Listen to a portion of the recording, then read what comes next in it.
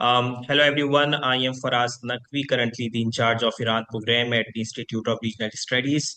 On the behalf of the institutes and my colleagues, I welcome you all on this event, which is titled Iranian Policy Towards the Levant Region.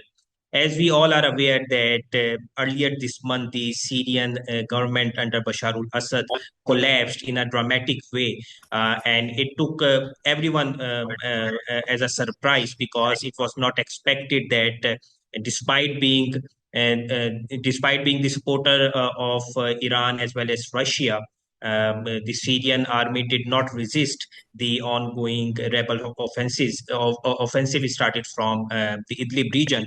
And in the matter of just 12 days, we have witnessed that the Syrian regime basically collapsed.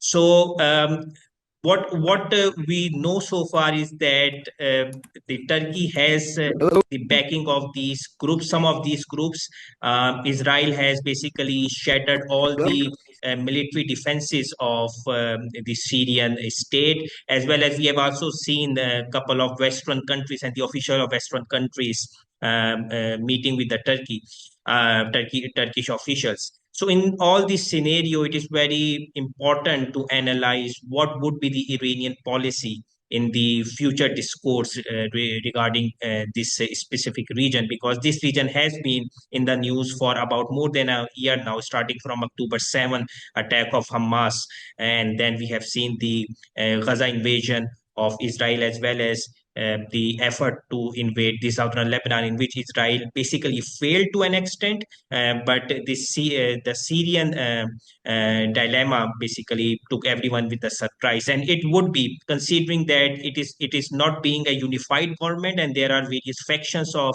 rebels. So there is a concern that Syria might be pushed towards the chaotic situation, which would not only be catastrophic for the Syrian nationals, but the regional countries as well. So, to explain on this topic, we have with ourselves very respectable Mr. James Dorsey. Mr. James Dorsey is a award-winning journalist and scholar. He is the honorary fellow at the National University of Singapore's Middle East Institute, as well as senior fellow at Raja Rantham School of International Relations. He is also the author of various blogs and articles as well, writing for the Washington Post, New York Times, and others. And he has also been a publisher of a book by the name The Turbulent World of Middle East Soccer. So, with these remarks, I welcome Mr. James. Thank you for sparing time and accepting our invitation to speak in this event. Without any further ado, I would like to have you for your speech.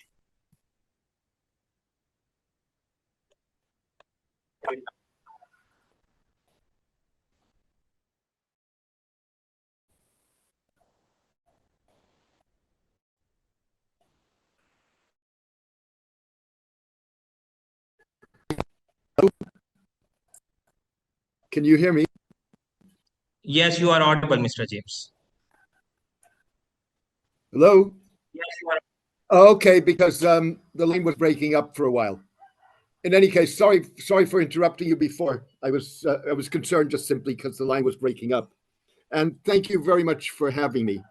The jury's still out as developments are fluid, but common wisdom has it that the fall of Bashar al-Assad and the weakening of Hezbollah, the Iran-backed Lebanese Shiite militia, has blown a huge hole in Iran's three-pronged defense strategy. As mentioned, the jury is still out as developments are fluid, but common wisdom has it that the fall of Bashar al-Assad and the weakening of Hezbollah, the Iran-backed Lebanese Shiite Muslim militia, has blown a hole in Iran's three-pronged defense strategy.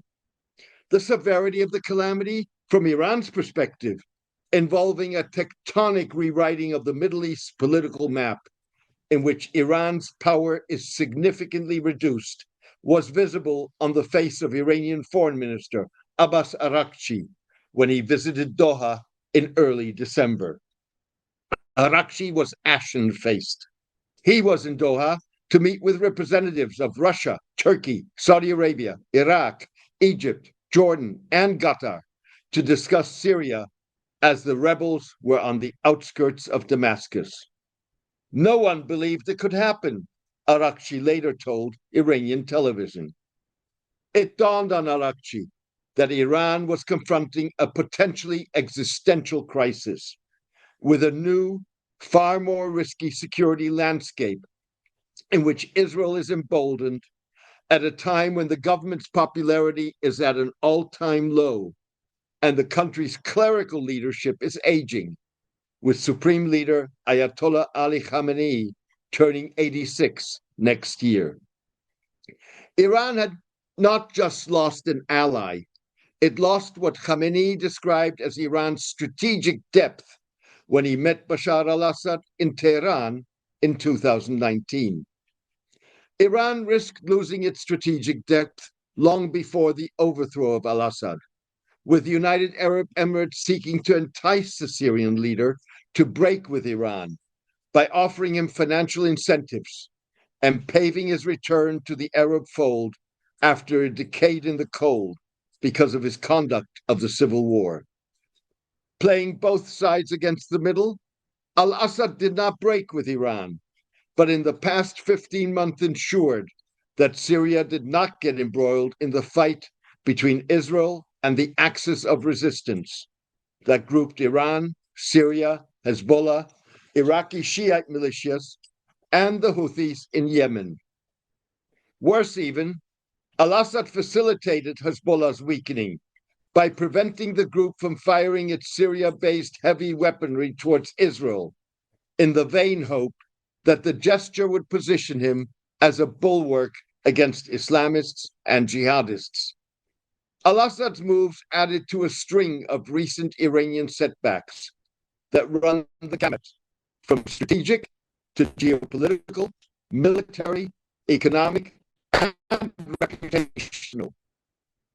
As a result, Iran's detractors across the Middle East portray the Islamic Republic and its allies as paper tigers. Online memes mock Hezbollah's former leader, Hassan Nasrallah's exaggerated claims about the group's missile capabilities and the ferocity of its fighters.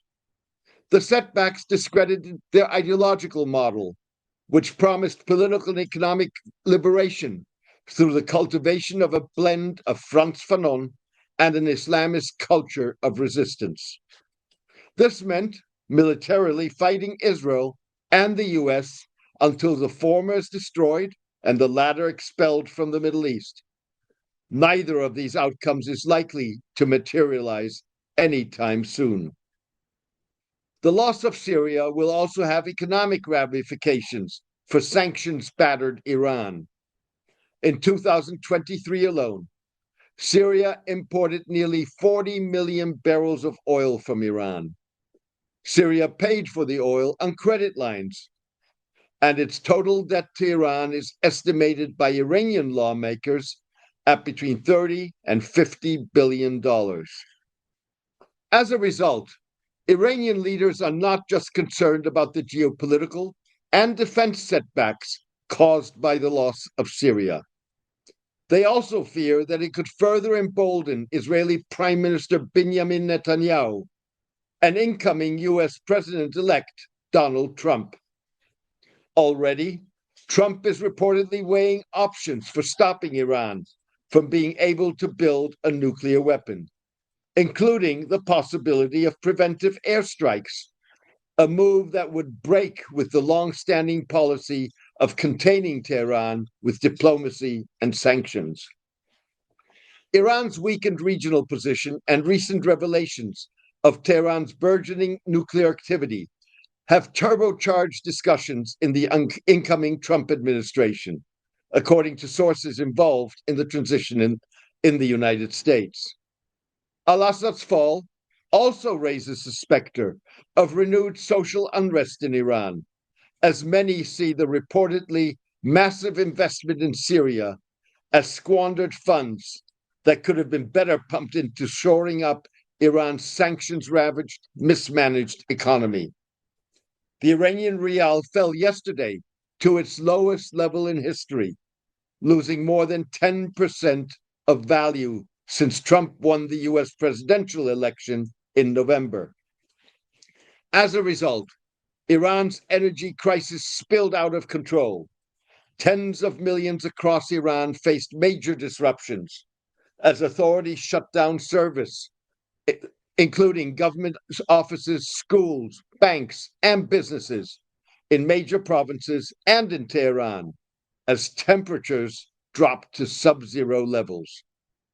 The criticism of Iranian involvement in Syria came from unexpected corners, including conservatives, and flowed freely on television channels, talk shows, social media, and virtual town halls attended by thousands of Iranians. It also appeared on the front pages of newspapers. Initially, state television channels hosted officials and pundits who admitted that Iran had misjudged regional dynamics and overlooked al-Assad's unpopularity amongst Syrians and how that reflected on Iran. The criticism was compounded by the fact that Khamenei a decade ago pushed for Iranian intervention in the Syrian civil war, not only in spite of widespread domestic opposition, but also despite Bashar al-Assad's reluctance. Hussein Hamadani, Iran's former commander in Syria, quoted Khamenei as describing al-Assad as a sick patient, unaware of his dire condition, requiring intervention to stabilize his rule. Some in Iran fear that the collapse of the al-Assad regime could strengthen the hand of the Islamic Revolutionary Guard Corps, or IRGC, and its hardline supporters. Some guards asserted that Iran had betrayed and abandoned al-Assad and warned that it would have serious consequences. Concerned that anything could spark protest, Iran's National Security Council suspended implementation of a controversial hijab and chastity law, which had been due to come into force tomorrow. The law would introduce harsher punishments for women and girls for exposing their hair, forearms, or lower legs. Strict dress codes imposed on women and girls have triggered protests in the past, most recently in 2022, sparked by the death of Mahsa Amini, a young Kurdish woman who died in police custody after being detained for allegedly violating the dress code. Last week, more than 300 Iranian rights activists, writers, and journalists publicly condemned the new hijab law, calling it illegitimate and unenforceable. Meanwhile, in an effort to rewrite history, Iranian officials said the Islamic Republic's intervention in Syria intended to counter the Islamic State rather than the rebels. The officials said Iran had always favored dialogue between the al-Assad regime and its opponents and blamed the president's fall on his intransigence. Khamenei, Iran's spiritual leader, denounced the criticism as a crime because it sowed fear among the public. Hours later, Iran's judiciary announced a criminal investigation into a list of prominent figures and news outlets that had led the criticism. Even so, the question is, how does Iran compensate for its losses? How definitive are the losses? How will Iran attempt to reestablish deterrence? And what does Iran do to stymie a domestic fallout? Iran's defense strategy operated on the principle that it needed to compensate for the impact of long-standing United Nations and United States sanctions that effectively prevented it from building an updated and modernized Air Force and Navy. Iran did so by investing heavily in a network of allies, beginning with Hezbollah in the early 1980s and expanding to include groups in Iraq, Syria, and Yemen. These militias were instrumental in projecting Iranian influence across the region and deterring attacks on the regime. Hezbollah, as the crown jewel, served not only to threaten Israel, but also to extend Iran's reach into other countries in the region. In Syria, Its fighters helped sustain al-Assad's regime during the civil war. The Houthis in Yemen, trained by Hezbollah, attacked Gulf states and disrupted maritime trade, further enhancing Iran's regional leverage. At its height, Iran's network of armed non-state actors posed threats to both Israel and Saudi Arabia, while retaining the capacity to disrupt global trade routes. It not only ringed Israel with seemingly fearsome militias, but also Saudi Arabia. Iran could further disrupt sea transport in an arc running from the Gulf to the Arabian Sea, onto the Red Sea, and up through the Eastern Mediterranean, guaranteeing an ability to harm the global economy should the regime's survival be imperiled. Despite recent setbacks, Iran retains some ability to destabilize the region, particularly in the Gulf and the Red Sea. Still, the loss of Hezbollah's dominance significantly weakens Tehran's deterrence capabilities. Syria and Hezbollah were the keys to what Iran called the axis of resistance because they bordered on Israel. It allowed Iran to threaten retaliation against Israel for any US or Israeli attack on Iran. In doing so, the axis was designed to enable Iran to compensate for the fact that in the absence of an Iranian-Israeli land border, Israel had the tactical advantage of a superior air force and weaponry. For all practical matters, Israel has destroyed the efficacy of the axis of resistance.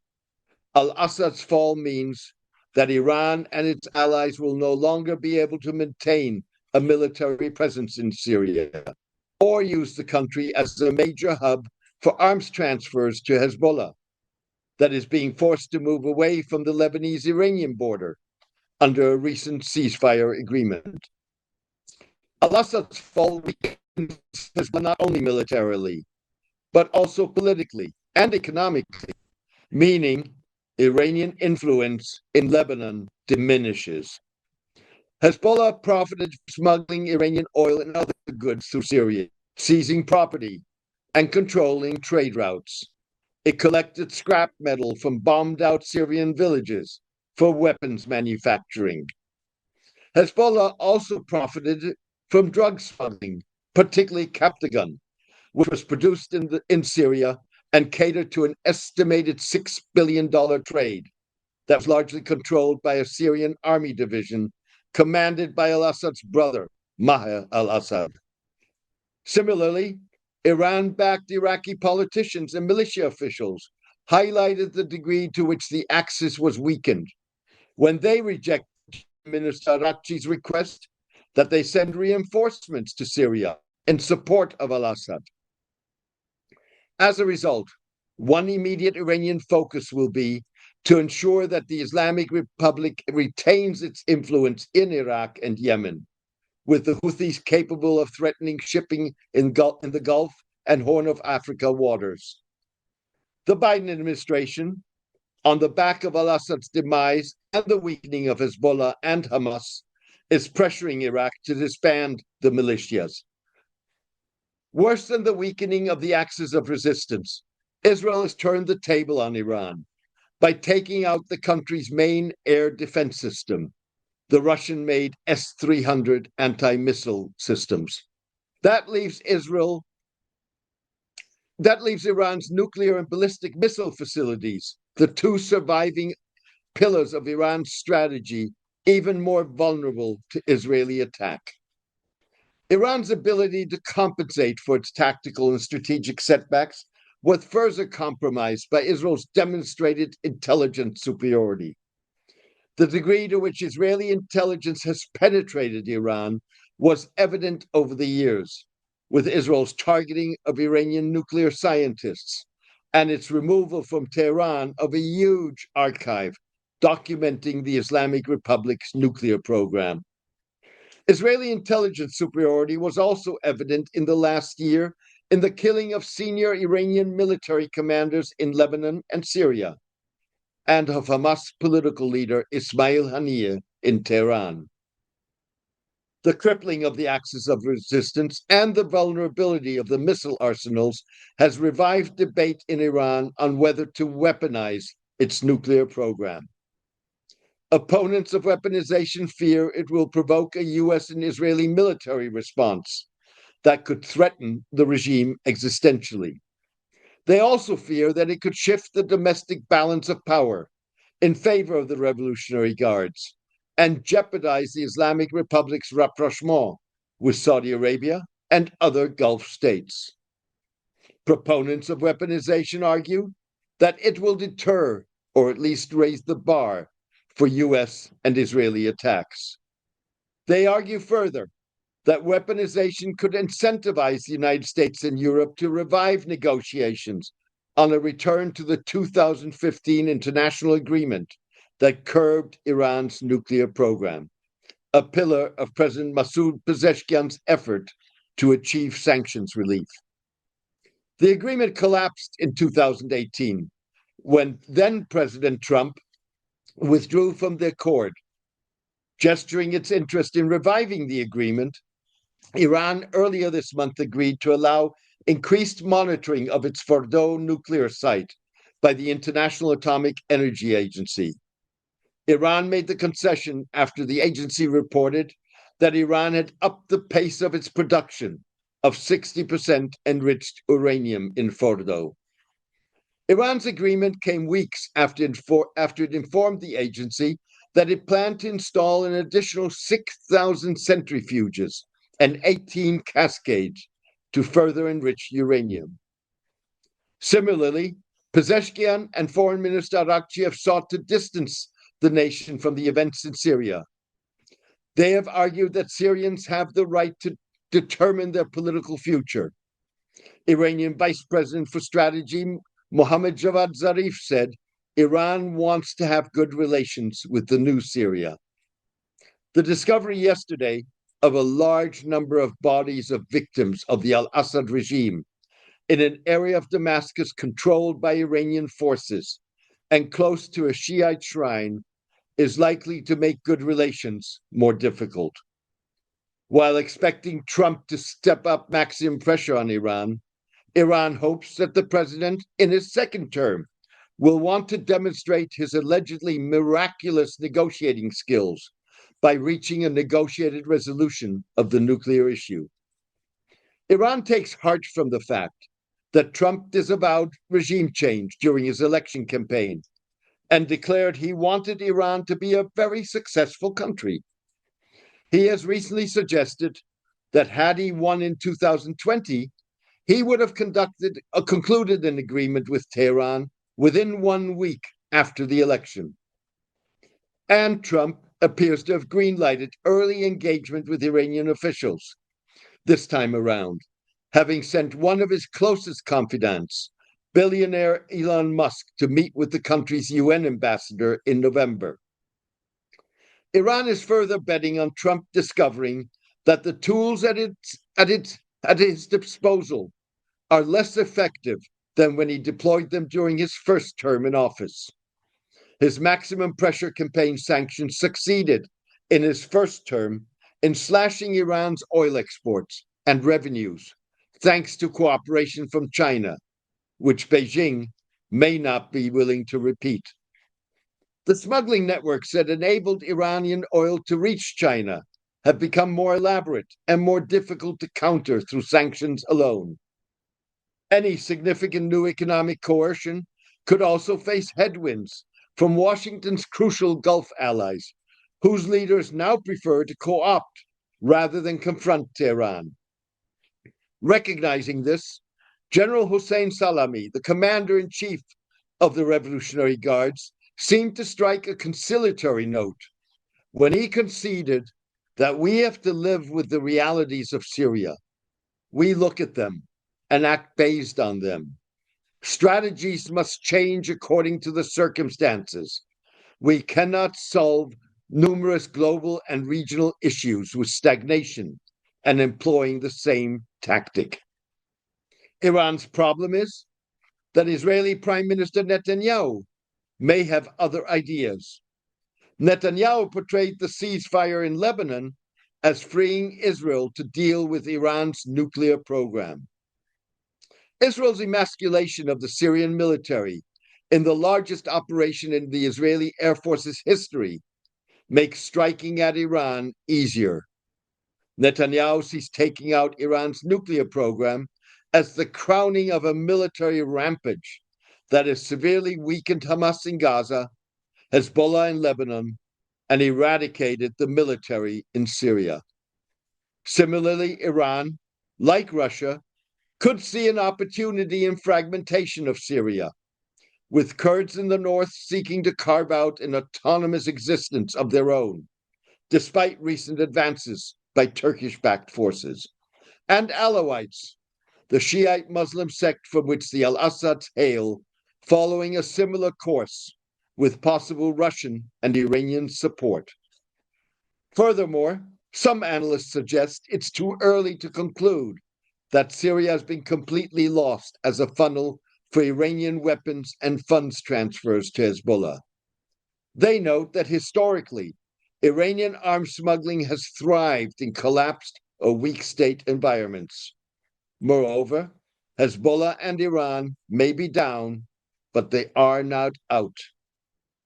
For now, the international community and Hayat Tahrir al-Sham, the dominant rebel group in charge in Damascus, seem determined to hold Syria together.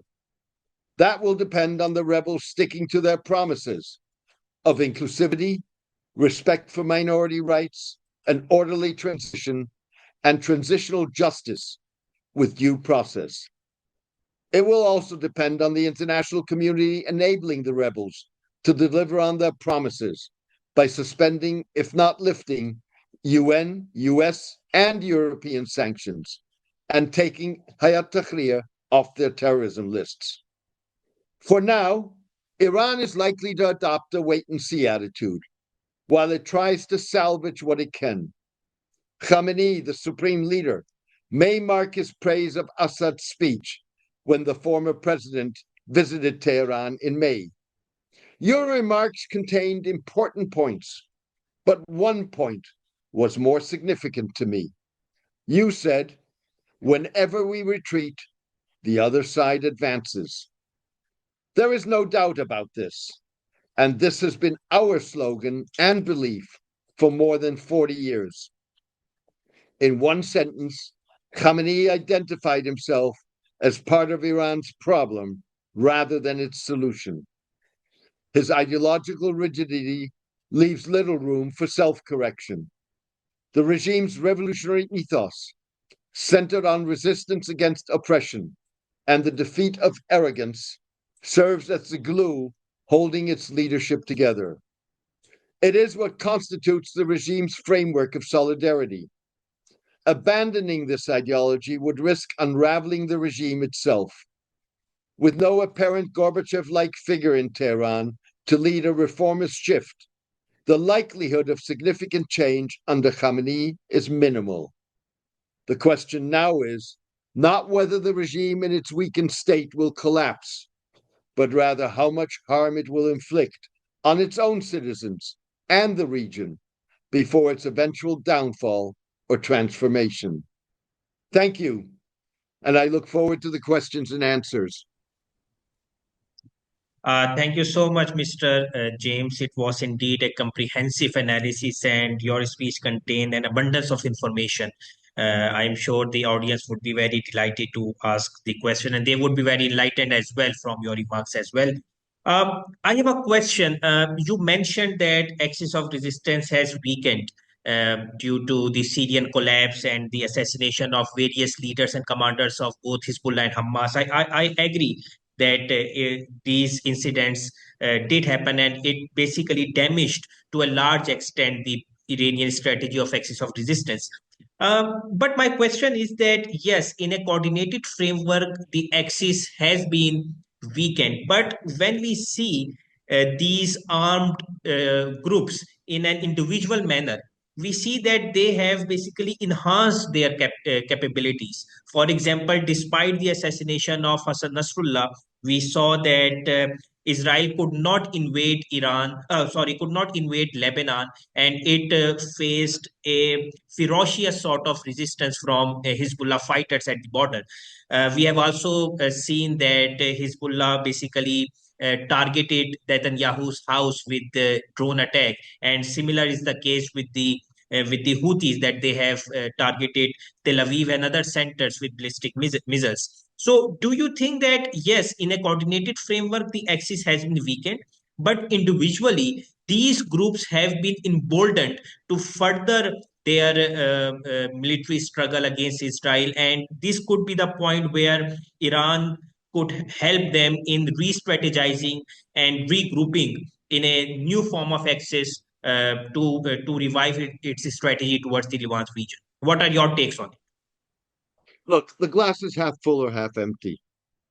I think the reality is Syria is gone as an element in the axis of resistance, and Syria is crucial.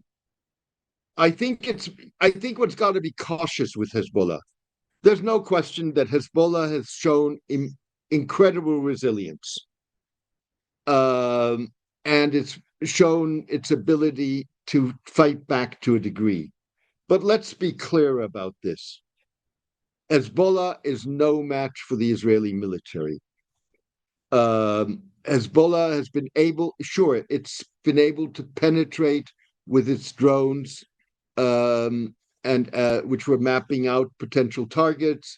It's been able to hit Israeli cities, but in the period between September and the ceasefire in Lebanon in November, the number of rockets that Hezbollah was able to fire was far less than its capability was assumed. In addition to which, Hezbollah has been weakened domestically. And keep in mind, Hezbollah is not just a military force; it's a political force. It's part of the Lebanese polity, and it has to respond to the Lebanese polity. And much of Lebanon, including parts of Hezbollah's support base, did not want this war. They felt that this is not Lebanon's war at this point, certainly not at a moment that it's on the brink of economic collapse.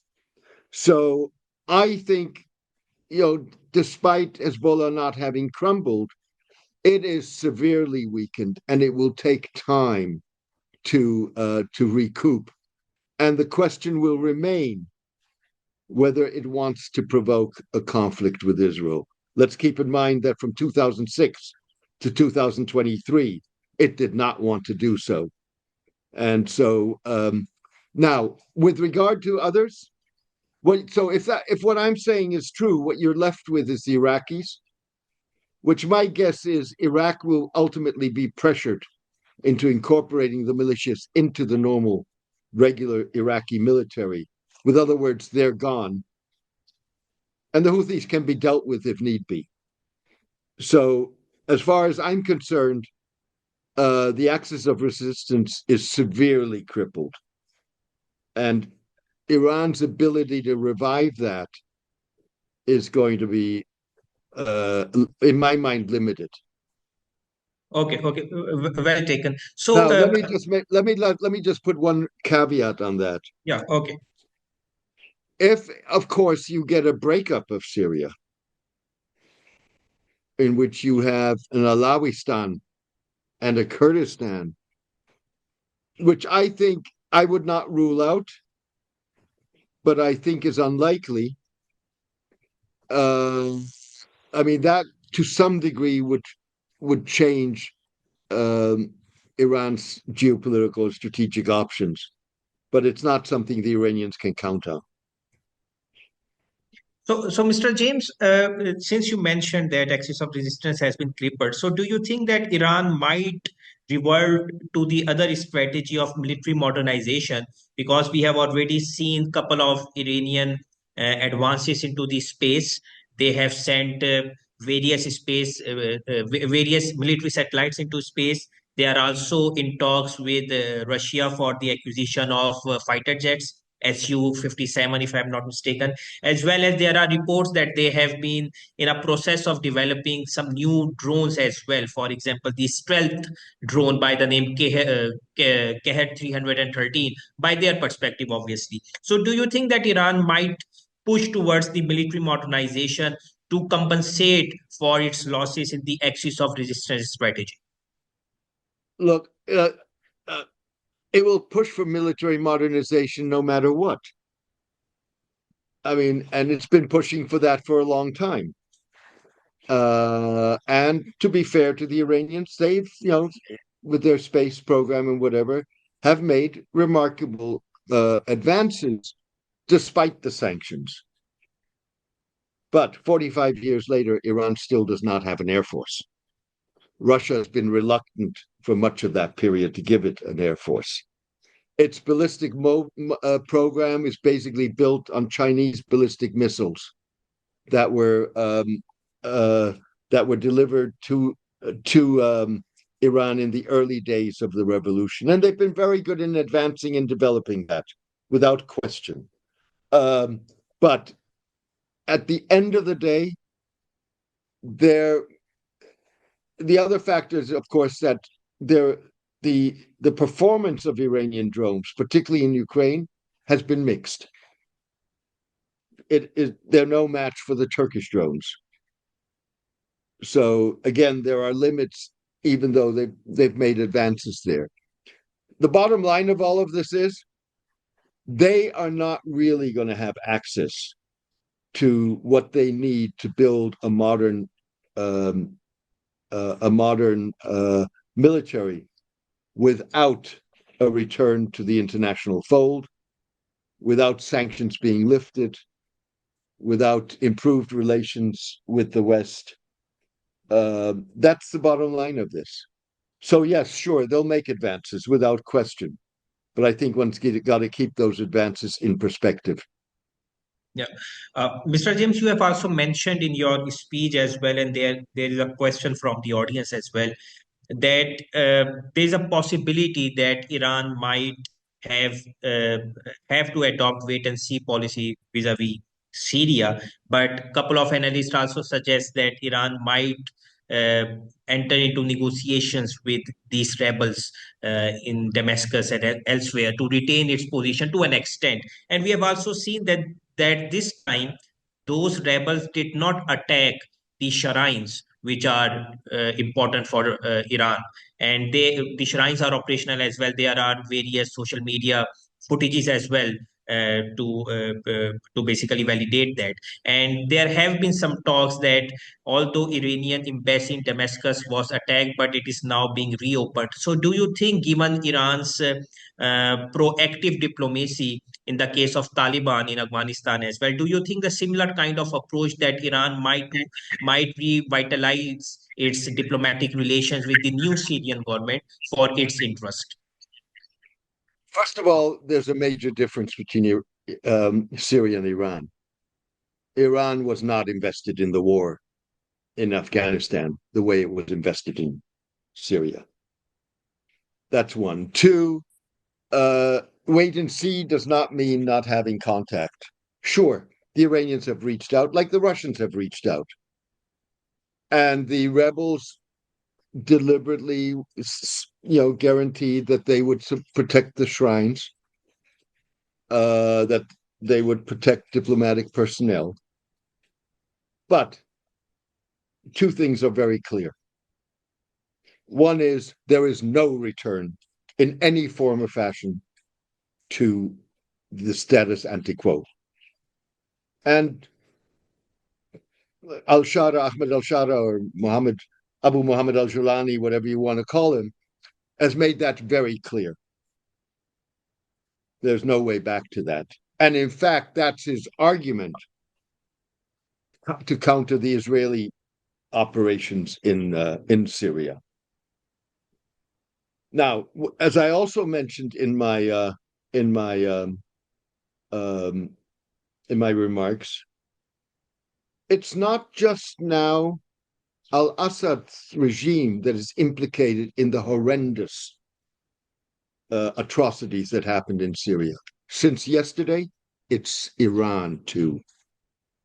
Keep in mind that right next to, visibly from the Sheikh Zainab shrine, was an area that was controlled by Iranian groups, where mass it wasn't a mass grave because it wasn't a grave, but a large number of bodies in various states of, decomposing, some of them not decomposed yet, so more recently. And that's going to bear down on Syrian Iranian relations. So, I mean, the best Iran can hope for is civil diplomatic relations at this point. Yeah, Mr. James, there have been a rapprochement going on between Iran and Arab states as well. And since the rebels are mainly backed by Turkey, so a new competition could be revived between Arabs and Turkey as well, because most of the Gulf nations like Saudi Arabia and UAE are not happy with the Turkish greater influence in the Middle East. So, do you think that Turkey would become the common factor for both Iran and these Gulf states to basically have a sort of a partnership in determining the future of Syria, or try to influence the future discourse of Syria? I'm not saying that it would be a treaty alliance, or for that matter, but some sort of temporary time-bound partnership, so that to contain Turkey from intruding into the Middle East, which is considered the backyard of both Gulf states as well as Iran. What are your takes on it? I think, first of all, you're going to see greater rivalry between Turkey and Iran. That's one. Two, the Gulf states, the Gulf states initially, when the rebel offensive started, uh, leaned towards maintaining Assad, but then they very clearly shifted. But the Gulf states are, when you drill down a little deeper, they're not united on this. The UAE is deeply distrustful of Hayat Tahrir. It may not trust Erdogan, but they may very well prefer Erdogan to given their obsession with Islamists. Saudi Arabia and Qatar have less concerns about that. Um, I think that they've essentially adopted. You saw that at the summit in Aqaba over the last weekend.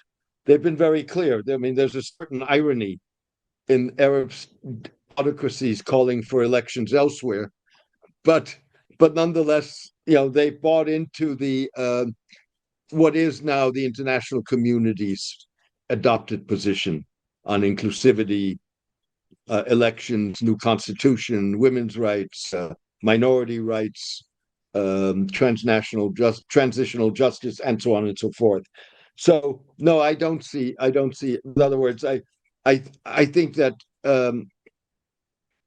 the let's face it. First of all, there are three occupations of Syria today.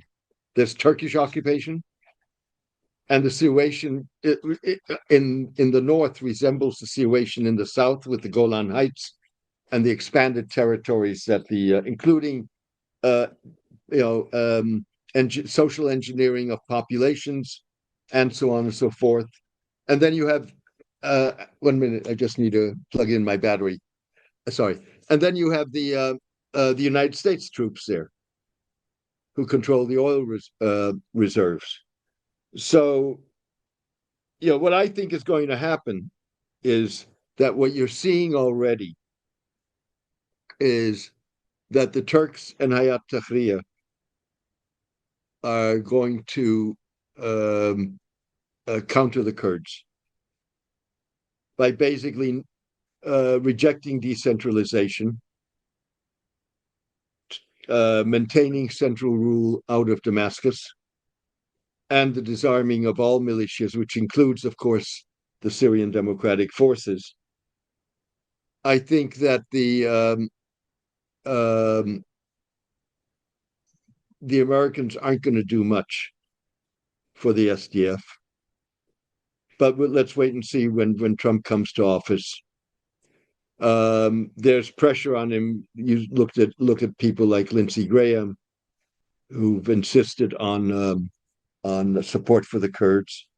The Israelis are, depending on how they see their relations with Hayat Tahrir al-Sham, um, the Israelis have called for support of the Kurds and have a history of supporting Kurds elsewhere in the past. So, um, I think what it'll be interesting to see where that leaves Turkey and the PKK, whether that means a revival of the insurgency or renewed negotiations, as seems to be the flavor at the moment in Ankara. Mr. James, one last question before we wind up our session. You talked about the social unrest within Iran, considering its strategic loss in Syria. Um, we have been witnessing and we have been listening to the news that there has been a protest going on outside of the presidential palace in Tehran, where people are demanding the impeachment of President Pezeshkian.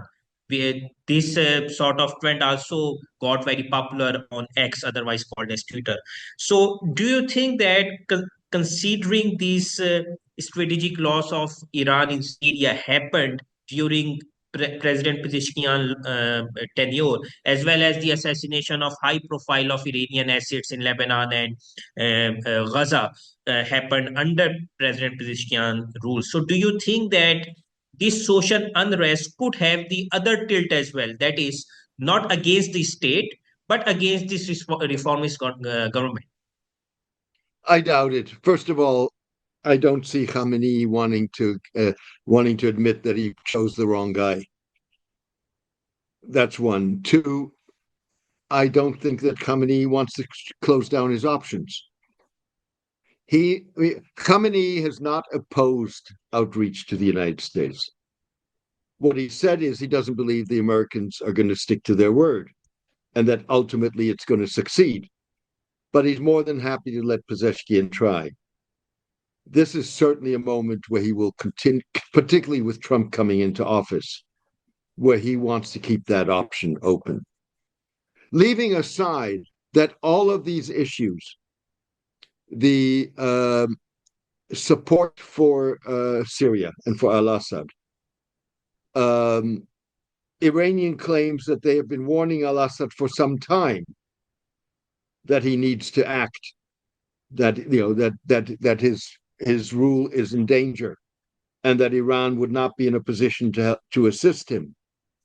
All of this predates Pezeshkian.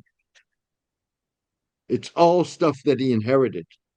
So I suspect, I don't know this for a fact, but I suspect that those smaller demonstrations aren't going to make the difference. That they're more about politicking and jockeying for position than they really are about Pezeshkian and a reformist government.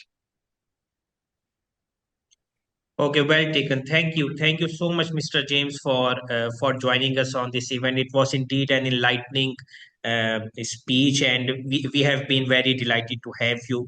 And you have talked about some very crucial points regarding you. You basically mentioned not only the military aspect, but you also mentioned the political and economic aspect. You have covered in reality the whole of Levant region. You have also covered Syria as a state, Lebanon, Gaza, Houthis, as well as Iran's internal dynamics. It was indeed a pleasure to have you. From Thank you. on the behalf of the institute and myself, I am greatly indebted to you to spare time for us, and hopefully in the future as well we would going to bring you again for some other discussion as well. Thank you I would so look much. forward to that. I would Thank look you, forward to that. Thank you for having me and wish you all the best. thank you so much, Mr. James. Thank you so much. Take Thank care. you. Bye Have a bye. lovely day. Bye. Bye bye. Bye bye. Bye bye.